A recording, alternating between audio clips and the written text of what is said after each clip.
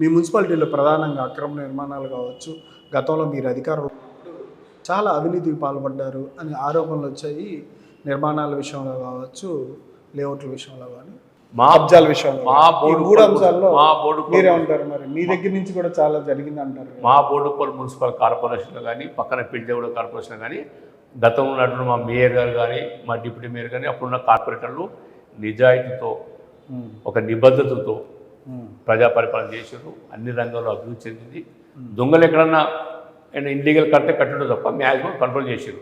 ఎప్పుడైతే కాంగ్రెస్ ప్రభుత్వం వచ్చిందో, ఎప్పుడైతే ఇక్కడ మేయర్లు మారిరో, ఈ 6 మాసాల నుంచి ఈ రోజు వరకు అప్పుడు కట్టుకొని అవినీతి పరులంతా, అప్పుడు ఉన్నటువంటి భయపడి ఇంతకున్నటువంటి అక్రమ నిర్మాణదారులంతా ఇలా రోడ్ పైకి వచ్చి విచ్చలవిడే కన్స్ట్రక్షన్ చేస్తూ ఉన్నారు. పార్కులల్లో, రోడ్లల్లో విచ్చలవిడే కన్స్ట్రక్షన్ చేస్తూ ఉన్నారు. అటు బోడుపల్లి కానీ, ఇటు పిజ్జాగూడలో కానీ.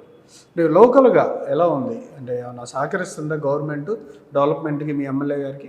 నేను చెప్తున్నా కదా, ఇప్పుడు నిన్ననే నేను ప్రెస్ మీట్ పెట్టి నేను చెప్పిన, ఇక్కడ ఉన్న కమిషనర్ గారు కానీ, ఇక్కడ కాదు మ్యాక్సిమం వాళ్ళు ఏం చేస్తున్నారంటే 10 సంవత్సరాల అధికారంలో లేకుంటే ఇవాళ మేము అధికారం రాగానే పెద్ద రాక్షసుల్లాగా ప్రజల మీద పడి, ఊరి మీద పడి దోచుకు తినే ప్రయత్నాలు చేస్తూ ఉన్నారు.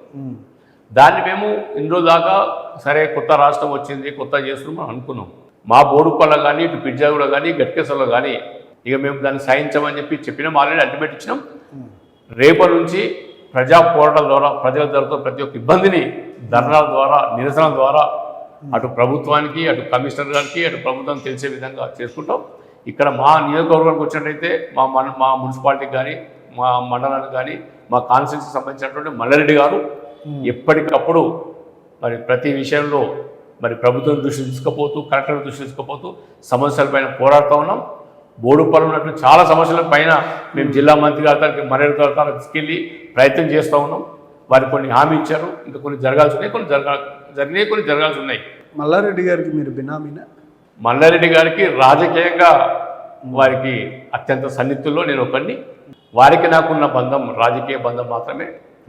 వారు ఒకసారి ఎంపీగా, తర్వాత బీఆర్ఎస్ తెలుగుదేశం కలిసి బీఆర్ఎస్కి వచ్చారు. ఈ ప్రాంతం నుంచి 2 సార్లు ఎమ్మెల్యేగా, ఓసారి మంత్రిగా పనిచేసారు. వారికి నాకు రాజకీయంగా వారికి ఉన్నటువంటి ప్రతిష్టమైన నాయకత్వంలో, వారికి ఉన్నటువంటి దాంట్లో నేను ఒక అలా రాజకీయంగా వారికి చాలా సన్నిహితుల్ని.